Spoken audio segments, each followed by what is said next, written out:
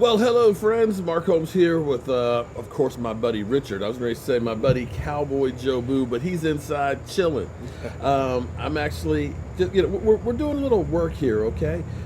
Richard, say hello to everybody. How's everybody doing?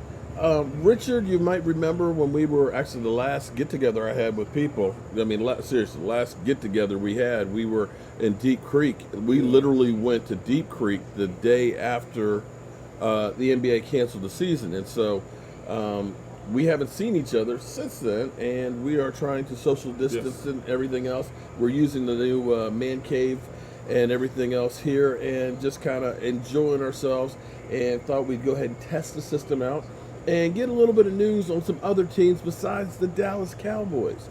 And for those who don't know, you can partially blame this guy right here for the plague that is Joe Boo. It really is his fault. Richard's wife and my wife used to work together many, many years ago, and I was blessed with opportunities to go to the Super Bowl. And Richard, I think it was Dallas. It was the Super Bowl in Dallas. Yes. The Packers against the Steelers. Yes, that's the Super Bowl. He was like, dude, see, you got to get the right voice. It's like, dude. Here's his voice. What I wouldn't do to see my Steelers in the Super Bowl, and I couldn't. What's up? How you doing, Steven? How's it going, man? Welcome. You are the first comment here today. We're actually running a little live stream with my buddy Richard in the house. Richard said, dude, what I wouldn't do to be able to go to a Super Bowl. And I was like, I'd like to give him a ticket, dog, but, we tight, but we ain't that tight. So I went around Dallas with a Steelers terrible towel. Yes. And 2 Cowboy towels, and took pictures everywhere we went with them. And those towels, I still have one of them. Richard still has his. DJ Cobbs, how are you doing, man? And that ended up translating into Joe Boo, thanks to an Eagle fan. So Richard is a die-hard Steelers fan. So Richard, tell me about your Steelers. How are they looking right now? Like I said, I know Big Ben is back out on the field. Hopefully he's healthy and it's going to stay out right. It's about to start. You're right about that, Jason. So how are the Steelers looking right now? I got to be honest with you. They had a good camp, and I'm hopeful. I certainly think, as it's typically, it seems like with our division, year in and year out, that this will come down to Pittsburgh and Baltimore most likely again. With Ben back and looking as good as he's been looking. Obviously you don't know until you see the live games. You know what I'm saying? But just based on the work he's put in his camp, he certainly seems back. His arm is back. It doesn't look like he's lost any of the zip on his passes and things of that nature. So and him and Juju Smith-Schuster have been solidifying the rapport that they were having prior to Ben's injury, which of course was somewhat partially responsible in the fall off in production that Juju had last year. So all that's just to say that the offense is looking obviously night and day from what it was last year when we were going through the likes of Mason Rudolph and Devlin Duck Hodges. Yeah, I'm glad. I guarantee you're glad not to have Mason Rudolph having to start for you. Yes, and from that standpoint alone, that's really great because we have a potential number 1 defense, certainly a top 5 defense in the NFL. And with that defense, and if we can just have our offense half as better as it was last season. Yeah, that's the opposite problem that we just missed the playoffs. Even with that awful offense and those awful quarterbacks. True. Well, you think about all the players that you lost between Antonio Brown and losing Le'Veon Bell over the years and stuff. You guys, and of course Big Ben last year. The fact that you guys turned around, because I remember the first half of the season. Mike Tomlin was basically on the chopping block. It looks like his time was up. No, that was never the case. That's an outside perception looking in, and there are some Steelers fans that just will never be satisfied with anything Mike Tomlin does, or any coach, any head coach. Bill Cowher had him, and so on and so forth. But the way the Steelers organization works, the way they operate, Mike, something would have to show that the players quit on Tomlin for that to even get in the discussion. This is not a panicky organization. They understand they're not going to make the playoffs every single year. They understand sometimes you'll have a couple down seasons and things like that. They don't have panic button reactions to these things. So it would take multiple seasons of downward spiral before anything happened like that. Well, Stuart Morrison said, how is Big Ben to Juju looking? Oh man, they have been putting in really good work this camp. The rapport is still there. It's going to be interesting dynamic because last year the rookie Deontay Johnson really came on strong. He was actually the Steelers' leading receiver. Now, with Juju, of course, being back to his old form and Ben looking really good right now, it stands to figure you should see Juju's prominence, Juju's return to his prominence, especially in the contract year. But I'm really interested to see how Deontay Johnson fits into this puzzle now, because I have just a feeling that this guy is a future #1 receiver in Pittsburgh. Let's see. Floyd, thank you very much for that super chat, man. After I finish the show, everybody who does any super chats will add you to the drawing tonight. I got to figure out which jersey I'm going to be giving out.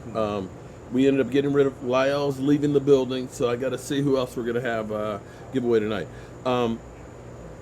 Somebody said they heard they could trade Juju next year. Well, the reality is they could try and trade anybody. Everybody is subject to trade at some point in their career if you can get the right offer, but I don't know that they would give up on Juju. Juju's still relatively young. Well, first and foremost, I can say that the trading of Juju Smith-Schuster is highly unlikely.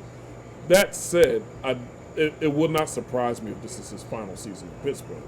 They may, Pittsburgh has a really bad salary cap situation coming in the next year. There's a lot of teams there's a strong chance Juju's going to walk into free agency.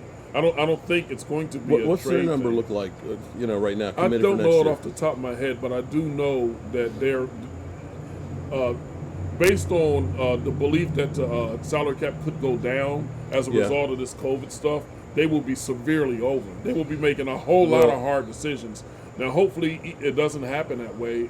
But even if it doesn't, and the cap resembles some kind of a semblance of normal cap rise in this league, they're still going to have to let. Well, worst case is 175.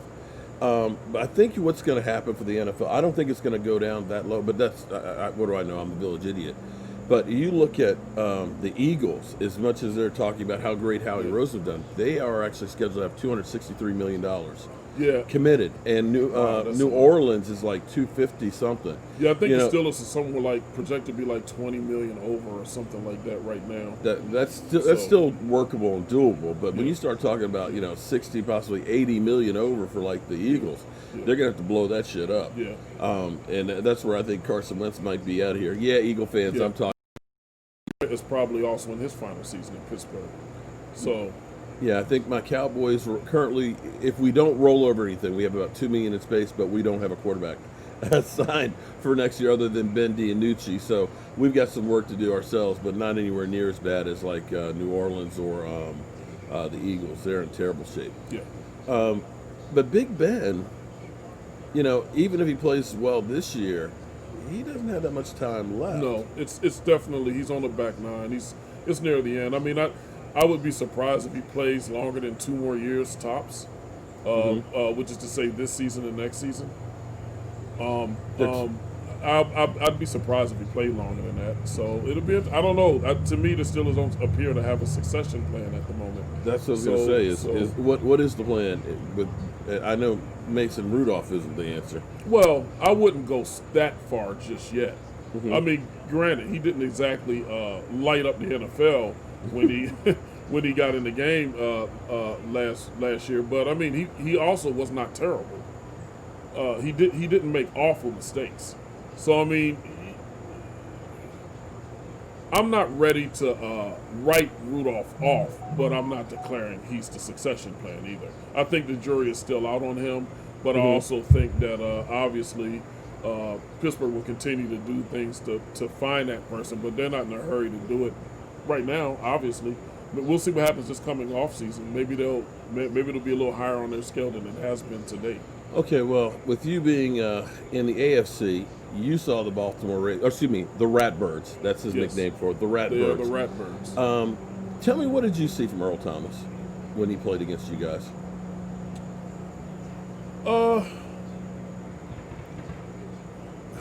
I'm probably gonna anger some people, but Go ahead. it just seems like he's lost a step to me.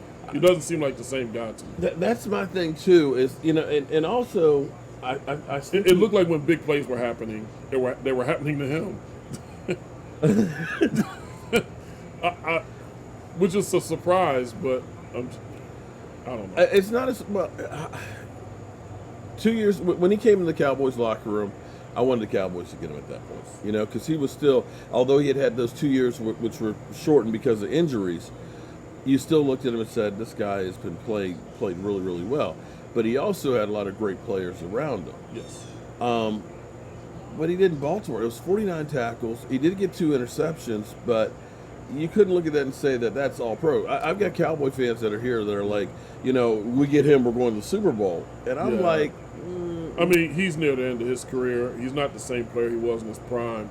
And, look, I'm not going to say he can't help a team, but I have questions for, I know that practice incident happened and things like that, but in the wake of that, a lot of stuff has been coming out of Baltimore about this guy's behavior. And Baltimore is one of those. Listen, I hate the Ratbirds. Mm-hmm. I'm supposed to. I'm still a fan, and I cannot stand them. But it's like me and the Eagles. But they're a well-ran organization. Yeah. It's you have to be Seattle you have well. to be doing something bad to get run out of that team. Seattle as well. Yes. So that's 2. Now everybody says, of course, he goes to Dallas because that's where he always wanted to be. That he'll be a great citizen. Okay, well. Eastside Shirley, what's up, man? When Dink and Dak are going to get okay. Eastside, your Texans are going down on Thursday night, Eastside. Okay, and laugh right now because you're gonna be crying. You'll be crying come Thursday night. They can't work on Dak Prescott's deal until after the end of the season, buddy. That's the way it is. But the Cowboys screwed the pooch not once but twice on Dak Prescott's deal. Yes. I said 2 years ago, get it done before Russell Wilson. This is a mistake. It's been a mistake.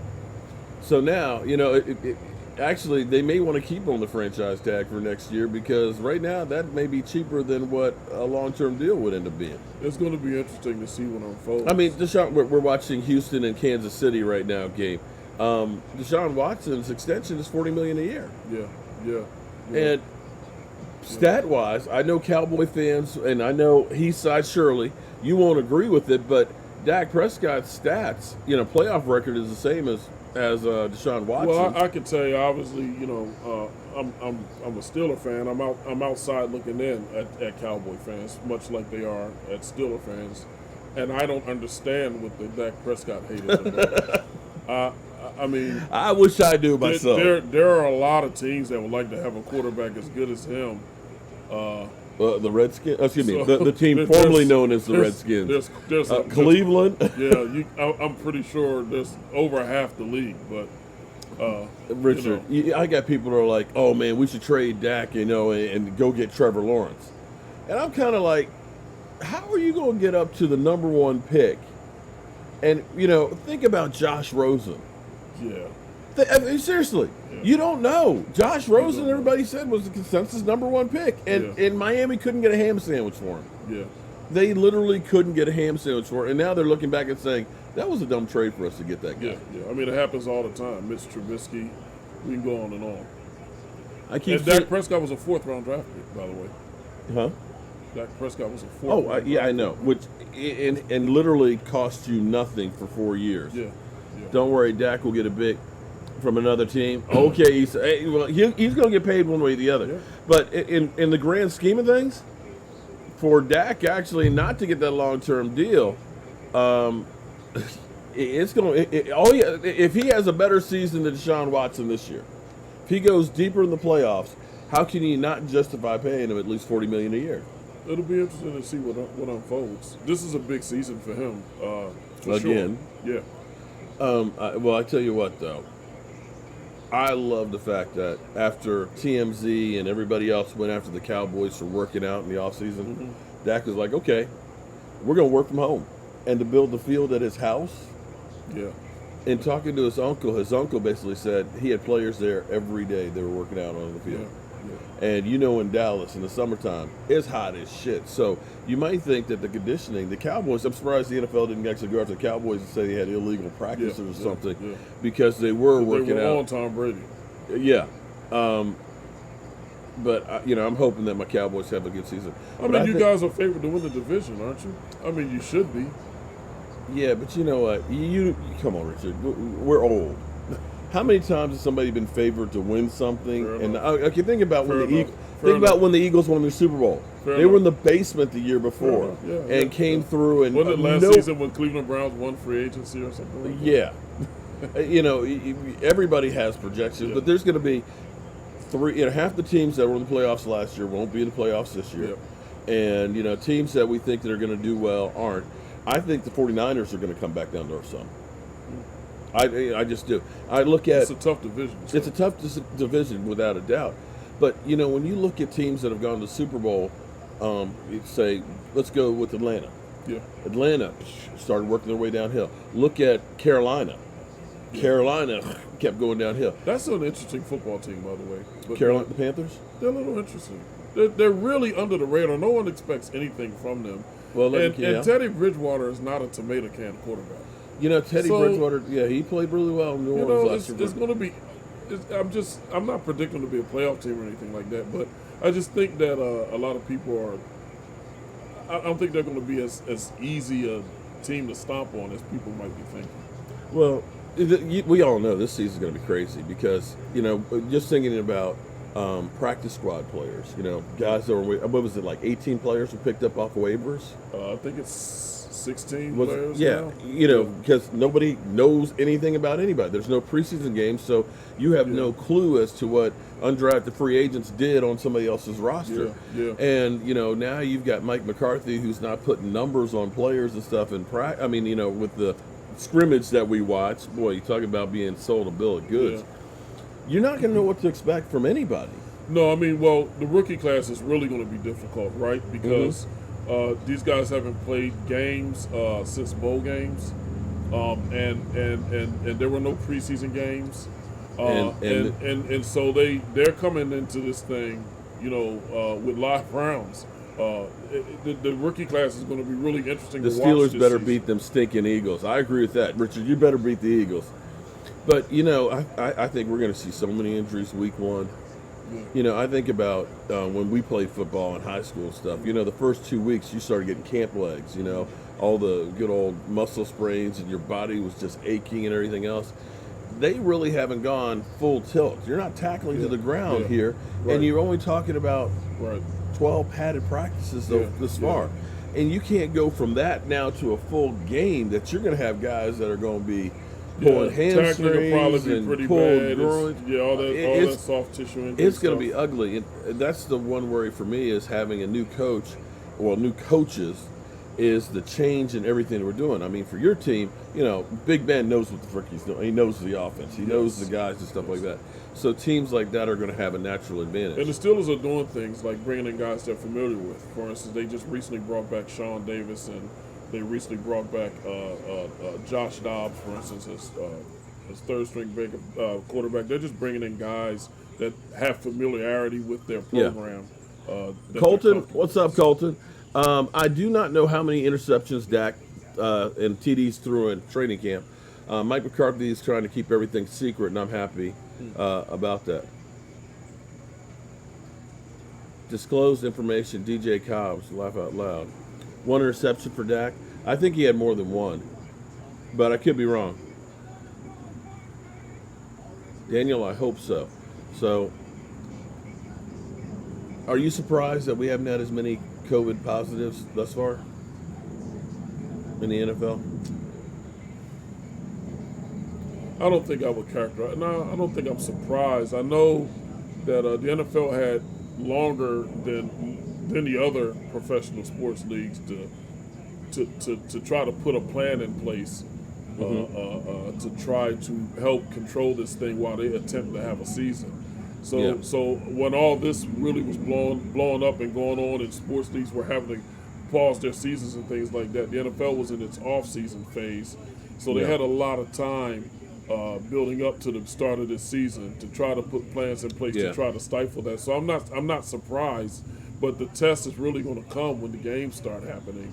We'll really see what happens. I think one mistake the NFL is making is they're not doing a league-wide uniform policy on stadium on stadium stadium attendance and things of that nature. I think Still that don't know they how would much be wise to make that a fair playing ground across the league and not let these stadiums do different things in different cities But like they're yeah, going to but do. most state. Okay, I know FedEx nobody.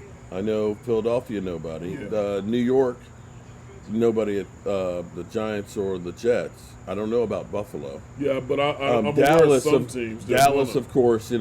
Texas Yeah. outdoor stadium supposedly up to 50%. They said the Cowboys won't have that many. I know. I think the Raiders and I know the Rams. Yeah. Both of those are not having any fans. Pittsburgh won't have any fans for the month of September. That's already Right.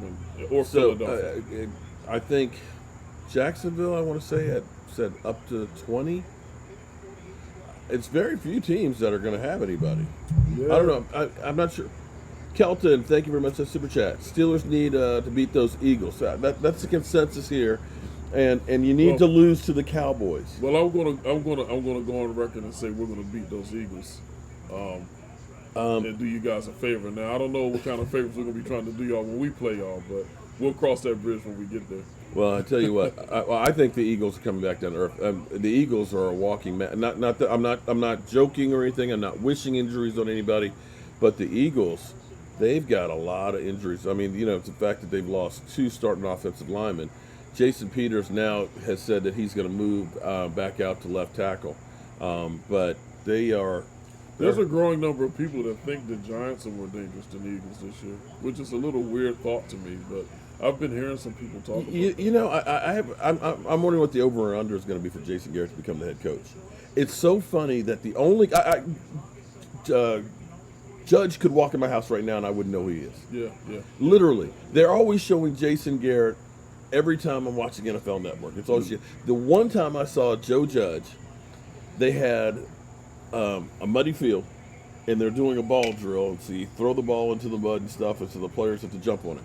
So they had Joe Judge is jumping on the wet football, and the players are hosing him down. It's like that's the only thing you're going to show of the head coach. I don't know much about that guy. You really don't. It's always Jason Garrett. I've seen Jason Garrett press conferences from them and things. That's a pretty weird thing. But Jason Garrett has a way of kind of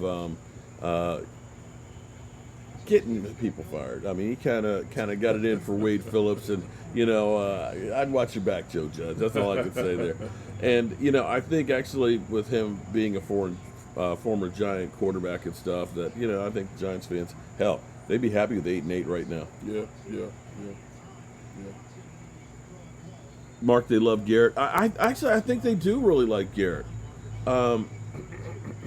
But they got a long ways to go. But then again, like we said, we've seen teams go from worst to first. Yeah, in 2016, it's hard to tell, man. I mean, listen, Saquon Barkley is a stud. Mm-hmm. Daniel Jones is certainly better than I thought he was going to be. He surprised me as a rookie. Danny Dimes. I mean, I'm just telling you, man. I think he need to get a payday loan. He need to get Danny Dimes need to get a payday loan. I thought it was a garbage pick, but the guy did. I mean, when you compare him to the other rookie quarterbacks that played, Derek, he what's was up, one of man? the better ones.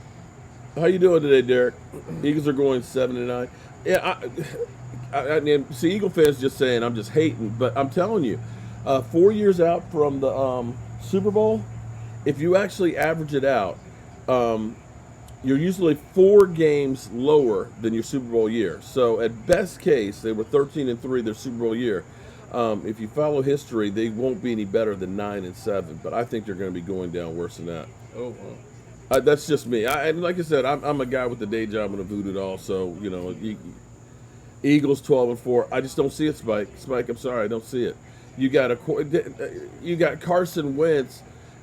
Soft tissue injury when they're not even hitting. That's the only frustrating thing with him. If that man would stay healthy, he's one of the better quarterbacks, but he just is constantly hurt. I honestly think that if he gets hurt this year, he's gone. because they can let him go without taking a major Did they hit. who did they bring in? They drafted Hurts. Oh, Jalen Hurts. I Jalen thought Hurts. they brought somebody else in free agency though, but I can't remember. They brought back. He had been. They re-signed another quarterback that had been there. What is it? What is his name? Signed him today, I believe, or yesterday. Huh. But I don't know. Like I said, Carson Wentz. It seems like the narrative has kind of changed a little bit on him. Before it was like Carson Wentz is elite. Carson Wentz can do things other quarterbacks can't. And Dak Prescott's trash. And now it seems like we're kind of reversed. In fact, Stephen A. Smith today made some bold prediction about the Cowboys, and I think he's saying that we're a Super Bowl team. And that's what worries me is now the expectation for the Cowboys are there that, anything short of a Super Bowl is going to be a disappointment. Kind of is, though, because you guys have the roster. Josh McCown, that's it. Thank you. Josh McCown they brought back in there. Oh, yeah. I thought you were talking about E.T. My mistake. I'm still not crazy about the idea of Earl Thomas, and I really just don't. If you're going to bring in Earl Thomas, I would have brought him in before now. At least get him in used to what you're doing. Really check him out. I mean, now you're talking about you're off on Tuesdays. Yeah. Okay. You practice Wednesday, Thursday, and Friday. Yeah. And in which case you're putting in a game plan. You got no practice with the team. It's mildly surprising that he's still unsigned, but it also may be telling. Again, he's kind of been run out of two very good organizations, and now he's sitting here flapping in the wind, and the season's about to start, and he's not on the team. And this guy's been a good player for the majority of his career. Even now, he's still better than many other safeties in the league. So, yeah, it's funny that I've got so many Eagle fans in here. Let me give you a little taste here, Eagle fans.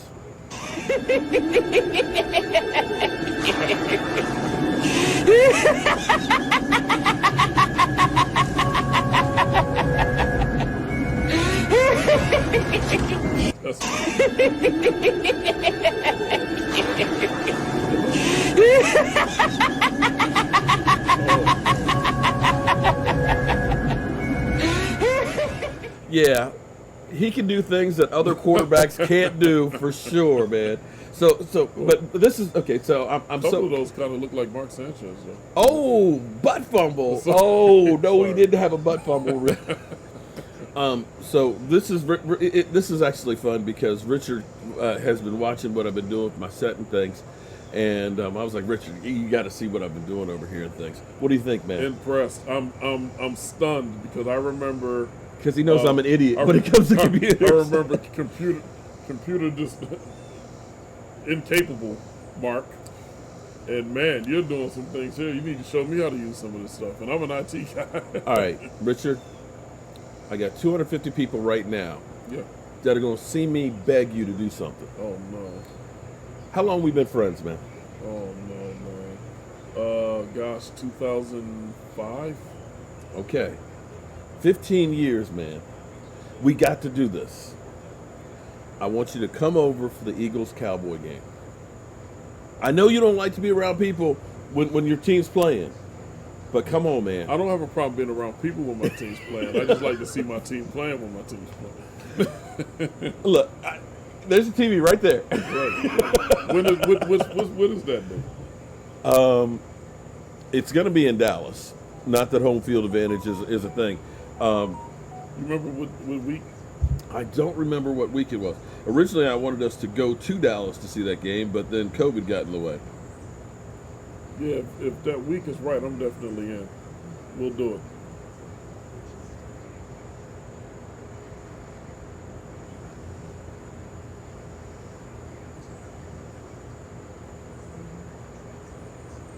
Let me see. You said who now? The Eagles and the No. Cowboys, right? Steelers, Cowboys. Steelers. I thought you said something about the Eagles. No, I want to say our two teams Oh, head-to-head. Steelers, Cowboys. Yes. Oh, yeah, I'll come to that. You'd come to that. Yeah, I'll come to that.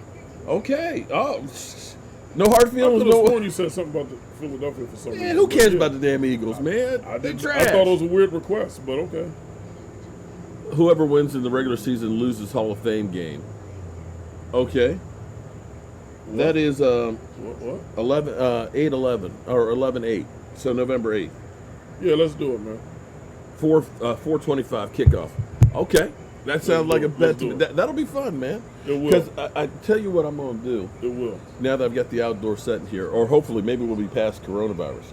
But I'm going to get another one of those outdoor heaters to go out here too to help with the patio. We got the fire pit out say here. You got the beautiful fire pit over there. And, we're going to throw down. We're going to have fun this season. I can't wait to be able to do this. In fact, I was telling you I'm going to get another TV mounted down here so that way we have the red zone or two games going on. Yeah, this is my sports bar and everything else. It looks fantastic. It's coming together real nice, man. See, I knew you mother humpers would start doing that. I knew. Look, okay, Mark's an undercover Eagles fan. See, it's because I got Miles Sanders on my fantasy football team. Okay, and that's where I said everybody's like Dallas, draft Dallas, draft Dallas. It's like, yeah, if I click on draft Dallas, and they'll be like, yeah, see, because I know that clip would be replayed over and over. It's a losing formula in fantasy football. Man, anyway. You got to try to draft with your head, not with your heart. Philadelphia Eagles, baby. You're an Eagles fan? Oh, you really? You don't think? Brother Mark is set with the NFC East Championship Eagles. Teddy, I'm actually thankful for you guys. If it wasn't for you guys winning that game, honestly, I think that Jason Garrett would have been brought back. If the Cowboys made the playoffs last year, oh, yeah. Jerry Jones didn't want to get rid of him. Yeah. But that's one of those things that they just kept feeling like we're close. We don't want to make a change because we're close. It's kind of like, unless you have something different, you don't know that you've got shit. Yeah.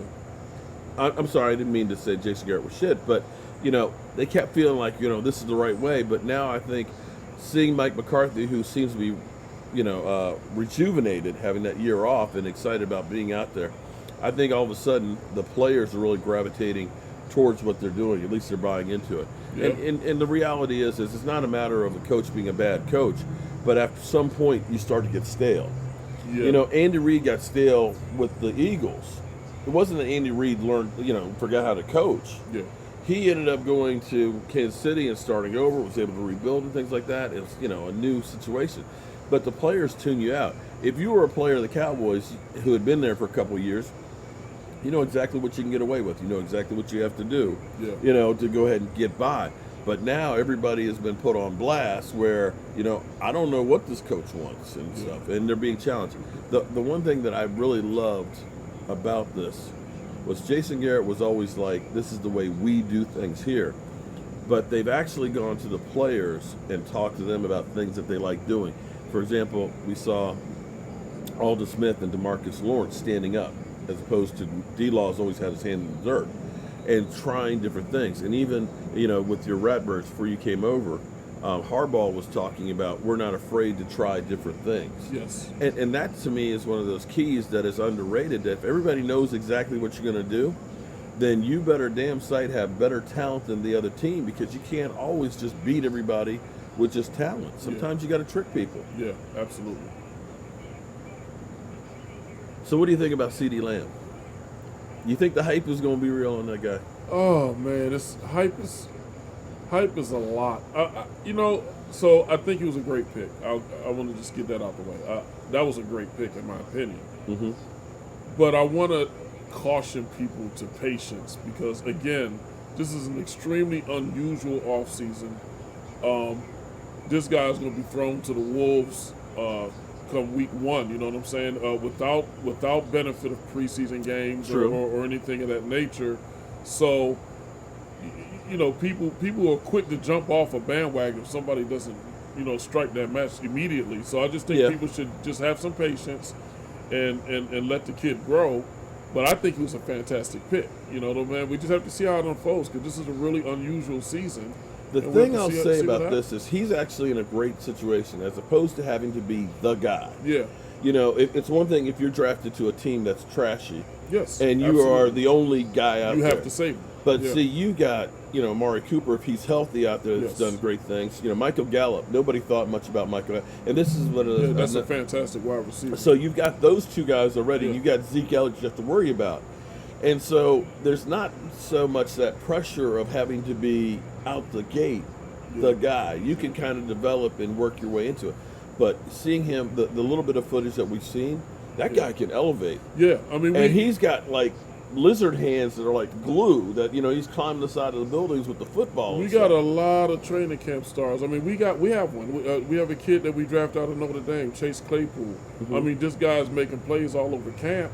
He's even getting guys like Joe Hayden posting Twitter photos of him and stuff, making plays, talking about this guy's going to be a problem or he's a problem, and things of that nature. And that's fun. That's great. That's you want to see them winning in camp for sure. Yeah. So that's great, but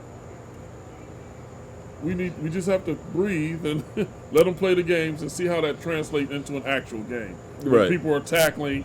Oh, I agree. And I when agree. the competition is a little different than just a practice. Yeah. So I agree with you on that. Like I said, that's one of the things I'm hoping. It was funny how everything was kind of under the radar about guys working out at Dak Prescott's house.